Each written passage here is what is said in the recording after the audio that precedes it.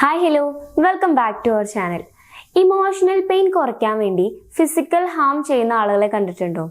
അതായത് ഇവർക്ക് ഒരുപാട് സങ്കടം വരുന്ന സമയത്ത് സ്റ്റാപ്ലർ എടുത്തിട്ട് നഖത്തിൽ അടിക്കുക, അതേപോലെ ബ്ലേഡ് എടുത്തിട്ട് കയ്യിൽ ഇങ്ങനെ വരഞ്ഞുകൊണ്ടിരിക്കുക. അങ്ങനെ ആ ഒരു ഫിസിക്കൽ പെയിൻ ഉണ്ടാവുമ്പോൾ അതിലൂടെ ഈ ഒരു ഇമോഷണൽ പെയിനിൽ നിന്നും ഇവർക്കൊരു റിലീഫ് കിട്ടും. അപ്പൊ ആ ഒരു റിലീഫ് കിട്ടാൻ വേണ്ടിയിട്ട് ഇത്തരത്തിൽ സെൽഫ് ഹാം ചെയ്യുന്ന ചില ആളുകൾ നമുക്ക് ചുറ്റുമുണ്ട്. അപ്പൊ ശരിക്കും എന്തുകൊണ്ടായിരിക്കും ഇവരിങ്ങനെ ചെയ്യുന്നത്? ഇതിന്റെ സൈക്കോളജിക്കൽ റീസൺ എന്താണ്? ഇതൊക്കെയാണ് നമ്മൾ ഈ ഒരു വീഡിയോയിലൂടെ ഡിസ്കസ് ചെയ്യാനായിട്ട് പോകുന്നത്. അപ്പൊ ആദ്യം തന്നെ എന്തുകൊണ്ടാണ് ഇവർ ഇത്തരത്തിലുള്ള ഒരു പ്രവൃത്തി ചെയ്യാൻ കാരണം എന്ന് പറഞ്ഞുകൊണ്ട് നമുക്ക് സ്റ്റാർട്ട് ചെയ്യാം. ഇപ്പോൾ ഇവർക്ക് താങ്ങാൻ പറ്റാത്ത ഇമോഷണൽ പെയിൻ അല്ലെങ്കിൽ ഇവർക്ക് കൺട്രോൾ ചെയ്യാൻ പറ്റാത്ത സങ്കടം വരുന്ന സമയത്ത് ഇവർ ഈ ഒരു പ്രവൃത്തി ചെയ്യുമ്പോൾ ഇവരുടെ ഉള്ളിൽ എൻഡ്രോഫൈൻ എന്ന് പറയുന്ന ഒരു കെമിക്കൽ, അതൊരു നാച്ചുറൽ കെമിക്കലാണ്, അത് ഇവരുടെ ബോഡിയിൽ റിലീസ് ആവുന്നുണ്ട്. അപ്പൊ അങ്ങനെ ഉണ്ടാവുന്ന സമയത്ത് ഇവർക്കൊരു ടെമ്പററി ആയിട്ടുള്ള റിലീഫ് അതിൽ നിന്ന് കിട്ടും. അപ്പോൾ വൺസ് നമുക്ക് ആ ഒരു റിലീഫ് കിട്ടിക്കഴിഞ്ഞാൽ പിന്നെ എപ്പോഴും ഇത്തരത്തിലുള്ള ഇമോഷണലി നമ്മൾ ഡൗൺ ആയി പോകുന്നു അല്ലെങ്കിൽ നമുക്ക് സങ്കടം കൺട്രോൾ ചെയ്യാൻ പറ്റാത്ത സിറ്റുവേഷൻസ് വരുമ്പോൾ ഇവർ പിന്നെയും അത് ചെയ്യാനുള്ള ഒരു ടെൻഡൻസി കാണിക്കും. ശരിക്കും പറഞ്ഞാൽ ഈ ഒരു പ്രവൃത്തി കൂടുതലും കണ്ടുവരുന്നത് സ്വന്തം ഇമോഷൻസിനെ, അതായത് നമുക്ക് എന്തെങ്കിലും ലൈഫിൽ ഒരു പ്രശ്നം വരുമ്പോൾ ആ പ്രശ്നത്തിനെ ഫേസ് ചെയ്യാൻ കഴിയാത്ത ആളുകൾ, അതായത് ഇപ്പോൾ ഒരു സങ്കടം വരുമ്പോൾ ആ സങ്കടം എങ്ങനെയാണ് ഹാൻഡിൽ ചെയ്യേണ്ടത് അല്ലെങ്കിൽ ആ ഒരു ഇമോഷൻ എങ്ങനെ കൺട്രോൾ ചെയ്യണമെന്ന് അറിയാത്ത ആളുകളിലാണ് നോർമലി ഈ ഒരു സിറ്റുവേഷൻ വരുന്നത്. അപ്പോൾ ഇത് കാണുന്ന അവർക്ക് ചുറ്റുമുള്ള ആളുകൾ പറയാറുണ്ട് ഇവര് അറ്റൻഷൻ സീക്കിങ്ങിന് വേണ്ടിയിട്ടാണ് ഇത് ചെയ്യുന്നത്, അവർക്കൊരു സിമ്പതി കിട്ടാൻ വേണ്ടിയിട്ടാണ്, അല്ലാതെ ഇവർ ഇന്റൻഷനലി ആണ് ചെയ്യുന്നത്, ഇത്തരത്തിലൊക്കെ ആളുകൾ പറയാറുണ്ട്. പക്ഷെ ശരിക്കും പറഞ്ഞു കഴിഞ്ഞാൽ ഇത് ഇവർ മറ്റുള്ളവരുടെ സിമ്പതി കിട്ടാൻ വേണ്ടിയിട്ടോ അല്ലെങ്കിൽ അറ്റൻഷൻ സീക്കിങ്ങിന് വേണ്ടിയിട്ട് ചെയ്യുന്ന ഒരു കാര്യമല്ല. ഇത് ഇവരുടെ അത്രയും ഡീപ്പായിട്ടുള്ള ഒരു സങ്കടം ഹാൻഡിൽ ചെയ്യാൻ പറ്റാത്തത് കൊണ്ട് ഇവരിൽ നിന്ന് ഉണ്ടാവുന്ന ഒരു പ്രവൃത്തിയാണിത്. അപ്പോൾ ഇപ്പൊ ഇതിന്റെ ഒരു എക്സാമ്പിൾ ഞാൻ പറയുകയാണെന്നുണ്ടെങ്കിൽ ചില റിലേഷൻഷിപ്പിലൊക്കെ ഇപ്പോൾ ഒരു പാർട്ട്ണർ എന്തെങ്കിലും ഒരു കാര്യത്തിന് മറ്റേ പാർട്ട്ണറിനോട് പിണങ്ങി അല്ലെങ്കിൽ അവർ തമ്മിൽ എന്തെങ്കിലും ഒരു കോൺഫ്ലിക്റ്റ് ഉണ്ടാവുകയോ അവരെന്തെങ്കിലും ഒരു പ്രശ്നം ഉണ്ടാവുകയോ ചെയ്യുന്ന സമയത്ത് ചില ആളുകൾ ഇതുപോലെ ബ്ലേഡ് എടുത്തിട്ട് കയ്യിൽ ഇങ്ങനെ കുറേ വരകളൊക്കെ വരഞ്ഞിട്ട് അത് ഫോട്ടോ എടുത്തിട്ട് പാർട്ട്ണറിന് അയച്ചു കൊടുക്കുക, ആ രീതിയിലൊക്കെ ചെയ്യുന്ന കണ്ടിട്ടുണ്ട്. അതൊക്കെ ഈ ഒരു ബിഹേവിയറിന്റെ പാർട്ടാണ്. അതായത് ഇവർക്ക് ആ ഒരു സങ്കടം താങ്ങാൻ പറ്റാത്തത് കൊണ്ട് ഇവരിങ്ങനെ സെൽഫ് ഹാം ചെയ്തിട്ട് അതിൽ ഒരു റിലീഫ് കണ്ടുപിടിക്കുക. അപ്പൊ ഇനി നമുക്ക് ഇതിന്റെ സൈക്കോളജിക്കൽ എക്സ്പ്ലനേഷൻ എന്താണെന്ന് നോക്കാം. സൈക്കോളജിയിൽ ഈ ഒരു ബിഹേവിയറിനെ പറയുന്നത് നോൺ സൂയിസൈഡൽ സെൽഫ് ഇഞ്ചുറി എന്നാണ്. ഇത് ഒരു കണ്ടീഷനോ അല്ലെങ്കിൽ ഡിസോർഡർ ആണോ എന്നൊക്കെ ചോദിച്ചു കഴിഞ്ഞാൽ ഇതിനൊരു സെപ്പറേറ്റ് ഡിസോർഡർ ആയിട്ടൊന്നും നമുക്ക് പറയാൻ പറ്റില്ല. ചില സൈക്കോളജിക്കൽ ഡിസോർഡറുമായിട്ട് ലിങ്ക് ചെയ്ത് വരുന്ന ഒരു കൈൻഡ് ഓഫ് ബിഹേവിയർ ആണിത്. അത് ഏതൊക്കെ ഡിസോർഡേഴ്സ് ആണെന്ന് ചോദിച്ചു കഴിഞ്ഞാൽ border line personality disorder, anxiety disorder, അതേപോലെ മേജർ ഡിപ്രസീവ് ഡിസോർഡർ, പിന്നെ ട്രോമ റിലേറ്റഡ് ആയിട്ടുള്ള ഡിസോർഡേഴ്സ്. ഈ 4 ഡിസോർഡേഴ്സും തമ്മിൽ ഭയങ്കരമായിട്ട് ലിങ്ക് ചെയ്ത് വരുന്ന ഒരു കൈൻഡ് ഓഫ് ബിഹേവിയർ ആണിത്. ഇനി ഇതിന്റെ മേജർ സിംറ്റംസ് അല്ലെങ്കിൽ ഇത് സീവിയർ ആവുന്ന സമയത്ത് എന്തൊക്കെയാണ് സംഭവിക്കുക എന്നുള്ളത് നമുക്ക് ഡിസ്കസ് ചെയ്യാം.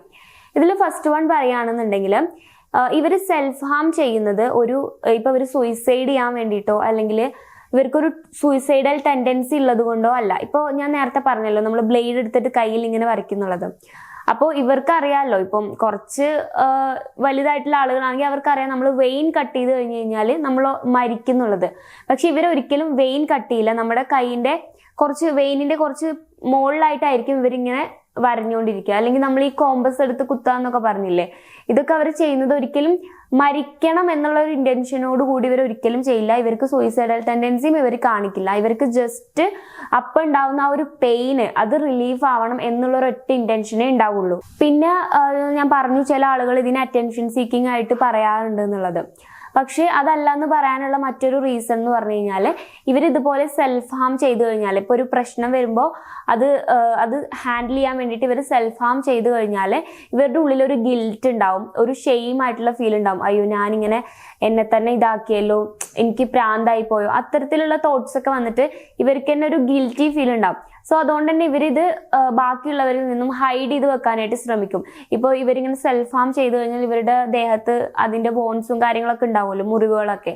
അപ്പൊ ഇവര് അത് എങ്ങനെയെങ്കിലുമൊക്കെ ബാക്കിയുള്ളവരിൽ നിന്ന് ഇങ്ങനെ മറച്ചു വെക്കാൻ വേണ്ടിയിട്ടാണ് ശ്രമിക്കുക. അപ്പോൾ ഇത്തരത്തിലുള്ള പ്രവൃത്തികൾ ആളുകൾ കാണിക്കുന്നുണ്ടെങ്കിൽ അതിൽ നിന്ന് നമ്മൾ മനസ്സിലാക്കേണ്ടത് ഇവർക്ക് എന്തോ ഒരു ഡീപ്പായിട്ടുള്ള പെയിൻ ഉണ്ട്. ആ പെയിനെ ഇവർക്ക് കൺട്രോൾ ചെയ്യാനും ഹാൻഡിൽ ചെയ്യാനും കഴിയുന്നില്ല. അതുകൊണ്ടാണ് ഇവർ ഇങ്ങനെ സെൽഫ് ഹാം ചെയ്യുന്നത് എന്നാണ്. പിന്നെ ഇതെങ്ങനെയാണ് ഇവർക്ക് റിലീഫ് കിട്ടുന്നതെന്ന് ചോദിച്ചു കഴിഞ്ഞാല്, ഇപ്പൊ നമുക്ക് ഭയങ്കരമായ ഒരു സങ്കടം നമ്മുടെ മനസ്സിലുണ്ട്. അപ്പൊ ആ സമയത്ത് എന്ത് ചെയ്യാണ്, നമ്മൾ ഇതുപോലെ ബ്ലേഡോ അല്ലെങ്കിൽ കോമ്പസോ എന്തെങ്കിലുമൊക്കെ എടുത്തിട്ട് നമ്മുടെ ദേഹത്ത് മുറിവുകൾ ഉണ്ടാക്കുകയാണ്. അപ്പൊ മുറിവുകൾ ഉണ്ടാക്കുന്ന സമയത്ത് നമുക്ക് എന്താണ്, ഫിസിക്കൽ പെയിൻ വരും. നമ്മുടെ ബ്രെയിനിൽ ഫിസിക്കൽ ആയിട്ടുള്ള പെയിനുള്ള സംഭവങ്ങൾ ഉണ്ടാവും. അപ്പോൾ അതുകൊണ്ട് നമുക്ക് ആ ഒരു ഫിസിക്കൽ പെയിൻ ഉണ്ടാവുമ്പോൾ ഈ ഒരു ഇമോഷണൽ പെയിനേക്കാളും മുകളിലാവും ആ ഒരു ഫിസിക്കൽ പെയിൻ എന്ന് പറയുന്നത്. അപ്പൊ നമുക്ക് എന്താണ്, ഈ ഒരു ഇമോഷണൽ പെയിനെ കുറിച്ച് നമ്മൾ മറന്നു പോകും. ആ ഒരു ഫിസിക്കൽ പെയിനിൽ നമ്മൾ ആ ഒരു പെയിനായിരിക്കും നമ്മൾ അനുഭവിച്ചുകൊണ്ടിരിക്കുക. അപ്പോൾ ഈ ഒരു സംഭവം ചെയ്യുന്ന സമയത്താണ് ഇവർക്ക് റിലീഫ് കിട്ടുന്നത്. കാരണം ഇപ്പൊ നമ്മൾ എന്തെങ്കിലും ഒരു സങ്കടം അനുഭവിച്ചുകൊണ്ടിരിക്കുകയാണ്, അപ്പോൾ പെട്ടെന്ന് നമ്മളെ ബ്രെയിനിനെ ഒന്ന് ഡിസ്ട്രാക്റ്റഡ് ആക്കാൻ വേണ്ടിയിട്ടാണ് ഈ ഒരു കാര്യം ഇവർ ചെയ്യുന്നത്. ഇനി നെക്സ്റ്റ് നമ്മൾ നോക്കാൻ പോകുന്നത് ഇതിന്റെ സൊല്യൂഷൻസ് ആണ്, അല്ലെങ്കിൽ ഇങ്ങനെ ഒരു സിറ്റുവേഷൻ വരുമ്പോൾ അതിനെ എങ്ങനെ ഹാൻഡിൽ ചെയ്യാന്നുള്ളതാണ്. നിങ്ങൾക്ക് ഇങ്ങനെ ഒരു സിറ്റുവേഷൻ ലൈഫിൽ ഉണ്ടാവുന്നുണ്ട്, അല്ലെങ്കിൽ റിപ്പീറ്റഡ് ആയിട്ട് നിങ്ങൾ ഇതുപോലെ സെൽഫ് ഹാം ചെയ്യുന്നുണ്ട് എന്നുള്ളത് നിങ്ങൾ ഐഡന്റിഫൈ ചെയ്യുകയാണെന്നുണ്ടെങ്കിൽ, നിങ്ങൾക്ക് ഏറ്റവും ഇമ്പോർട്ടൻ്റ് ആയിട്ട് അല്ലെങ്കിൽ ഏറ്റവും ബെസ്റ്റ് ആയിട്ട് ഇതിനുള്ള ഒരു സൊല്യൂഷൻ എന്ന് പറഞ്ഞു കഴിഞ്ഞാൽ ഒരു തെറാപ്പിസ്റ്റിനെ കൺസൾട്ട് ചെയ്യുക, അല്ലെങ്കിൽ ഒരു കൗൺസിലിംഗ് ചെയ്യുക എന്നുള്ളത് തന്നെയാണ്. ഇനിയിപ്പോൾ ഓക്കെ, നിങ്ങൾക്ക് അതൊക്കെ ബുദ്ധിമുട്ടാണെന്നുണ്ടെങ്കിൽ നിങ്ങൾക്ക് ചെയ്യാൻ പറ്റുന്ന, ഇൻസ്റ്റഡ് ആയിട്ട് നിങ്ങൾക്ക് ചെയ്യാൻ പറ്റുന്ന കാര്യങ്ങൾ എന്ന് പറഞ്ഞാൽ, നിങ്ങളുടെ അതാണ് അതിൻ്റെ റൂട്ട് കോസ്. അതായത് നിങ്ങളുടെ ഇമോഷൻസിനെ നിങ്ങൾക്ക് കൺട്രോൾ ചെയ്യാൻ പറ്റാത്തതുകൊണ്ടാണ് ഇത്തരത്തിലുള്ള ഈസി വേ നമ്മൾ ചൂസ് ചെയ്യുന്നത്. അപ്പോൾ നിങ്ങളുടെ ഇമോഷൻസിനെ കൺട്രോൾ ചെയ്യാൻ വേണ്ടിയിട്ട് ശ്രമിക്കുക, പഠിക്കുക. പിന്നെ അടുത്തൊരു കാര്യം, നിങ്ങൾക്ക് ഇപ്പൊ നമുക്ക് ഏതൊരു വ്യക്തിനെ എടുക്കുകയാണെന്നുണ്ടെങ്കിലും നമുക്കൊരു സങ്കടം വരുമ്പോൾ അത് നമ്മളൊരു വേറൊരു പേഴ്സണുമായിട്ട് ഷെയർ ചെയ്ത് കഴിഞ്ഞാൽ നമുക്കൊരു റിലീഫ് കിട്ടും. അതിപ്പോൾ എത്ര വലിയ പ്രശ്നമാണെങ്കിലും എത്ര ചെറിയ പ്രശ്നമാണെങ്കിലും. അപ്പോൾ നിങ്ങൾക്ക് ഇപ്പോൾ സ്വന്തമായിട്ട് നിങ്ങൾക്ക് ഇത് ഹാൻഡിൽ ചെയ്യാൻ പറ്റുന്നില്ല എന്നുണ്ടെങ്കിൽ നിങ്ങൾക്ക് അത്രയും ട്രസ്റ്റ് ഉള്ള ഒരു പേഴ്സണിൻ്റെ അടുത്ത് നിങ്ങൾക്ക് നിങ്ങളുടെ പ്രശ്നം ഓപ്പൺ ആയിട്ട് കമ്മ്യൂണിക്കേറ്റ് ചെയ്യാം, നിങ്ങൾക്ക് ഇത് ഡിസ്കസ് ചെയ്യാം. പിന്നെ നിങ്ങൾ ചെയ്യേണ്ടത്, നിങ്ങളുടെ ഇമോഷൻസിനെ കുറിച്ചിട്ട് വ്യക്തമായിട്ടുള്ള അവയർനെസ് നിങ്ങൾക്ക് ഉണ്ടായിരിക്കണം. നിങ്ങൾ ഇമോഷൻസിനെ സപ്രസ് ചെയ്യാൻ ശ്രമിക്കരുത്. മിക്കപ്പോഴും ആളുകൾ ചെയ്യുന്ന ഒരു കാര്യമാണ്, നമുക്ക് എന്തെങ്കിലും സങ്കടം വരുമ്പോൾ അതിനെ സപ്രസ് ചെയ്യാൻ ശ്രമിക്കുക. ശരിക്കും അങ്ങനെയല്ല ചെയ്യേണ്ടത്. നിങ്ങളുടെ ഇമോഷൻസ് എപ്പോഴാണ് നിങ്ങൾ ഇമോഷണൽ ആവുന്നത്, എപ്പോഴാണ് നിങ്ങൾക്ക് സങ്കടം വരുന്നത്, ഈ കാര്യങ്ങളെ പറ്റി നിങ്ങൾക്ക് വ്യക്തമായിട്ടുള്ള നോളേജ് ഉണ്ടായിരിക്കണം. സോ അതിനെക്കുറിച്ച് നിങ്ങൾക്ക് ക്ലിയർ ആയിട്ടുള്ള ഒരു പിക്ചർ ഉണ്ടായിരിക്കണം. അങ്ങനെ ഉണ്ടാകുന്ന സമയത്ത് നിങ്ങൾക്ക് നിങ്ങളുടെ ഇമോഷൻസിനെ തനിയെ തന്നെ കൺട്രോൾ ചെയ്യാനായിട്ട് കഴിയും. ഇപ്പൊ നിങ്ങൾക്ക് ചുറ്റുമുള്ള ഒരു പേഴ്സൺ അല്ലെങ്കിൽ നിങ്ങളാണെങ്കിൽ പോലും നിങ്ങൾ ഇങ്ങനെ സെൽഫ് ഹാം ചെയ്യുന്നുണ്ടെന്നുണ്ടെങ്കിൽ അതിൽ നിന്ന് നിങ്ങൾ മനസ്സിലാക്കേണ്ടത് അതൊരിക്കലും നിങ്ങളുടെ വീക്ക്നെസ്സോ അല്ലെങ്കിൽ നിങ്ങൾ വീക്ക് ആയതുകൊണ്ടോ അല്ല അങ്ങനെ സംഭവിക്കുന്നത്. നിങ്ങളുടെ ഉള്ളിൽ ഡീപ്പായിട്ടുള്ള ഒരു പെയിൻ ഉണ്ട്. അതിനെ അഡ്രസ്സ് ചെയ്യാൻ അല്ലെങ്കിൽ അതിന് പ്രോപ്പറായിട്ട് ഒരു ഹീലിംഗ് കണ്ടുപിടിക്കാൻ നിങ്ങൾക്ക് കഴിയുന്നില്ല. ആ ഒരു പെയിൻ താങ്ങാൻ നിങ്ങൾക്ക് കഴിയുന്നില്ല എന്നുള്ളതാണ്. അപ്പോൾ ഇതിനെ കൺട്രോൾ ചെയ്യാൻ വേണ്ടിയിട്ട് നിങ്ങൾക്ക് വേണ്ടത് ഒരു സ്പേസ് ആണ്, സംസാരിക്കാനുള്ള ഒരു സ്പേസ് ആണ്. നിങ്ങളെ ജഡ്ജ് ചെയ്യാതെ നിങ്ങൾക്ക് ഫ്രീ ആയിട്ട് നിങ്ങളുടെ ഇമോഷൻസ് എക്സ്പ്രസ് ചെയ്യാനുള്ള ഒരു സ്പേസ് ആണ് നിങ്ങൾക്ക് കൊടുക്കേണ്ടത്. സോ കൃത്യമായിട്ടുള്ള ഒരു ഗൈഡൻസും സപ്പോർട്ടും നിങ്ങളെ ജഡ്ജ് ചെയ്യാതെ കേട്ടിരിക്കാൻ ഒരാളും ഉണ്ടെങ്കിൽ ഈ പ്രശ്നമൊക്കെ നിങ്ങൾക്ക് വളരെ ഈസി ആയിട്ട് കൺട്രോൾ ചെയ്യാനും ഇതിൽ നിന്നും പുറത്തു വരാനും കഴിയും. സോ ഈ ഒരു വീഡിയോ നിങ്ങൾക്ക് യൂസ്ഫുൾ ആയെന്ന് വിശ്വസിക്കുന്നു. നിങ്ങളുടെ ഒപ്പീനിയൻസ് താഴെ കമന്റ് ബോക്സിൽ കമന്റ് ചെയ്യുക. വീഡിയോ ഇഷ്ടമാണെങ്കിൽ ലൈക്ക് ചെയ്യുക, ചാനൽ സബ്സ്ക്രൈബ് ചെയ്യുക. കൗൺസിലിംഗ് റിലേറ്റഡ് ആയിട്ടുള്ള എന്തെങ്കിലും സർവീസുകൾ നിങ്ങൾക്ക് ആവശ്യമാണെങ്കിൽ സ്ക്രീനിൽ കാണുന്ന നമ്പറിൽ നിങ്ങൾക്ക് കോൺടാക്ട് ചെയ്യാവുന്നതാണ്. So it's me Rashna signing of.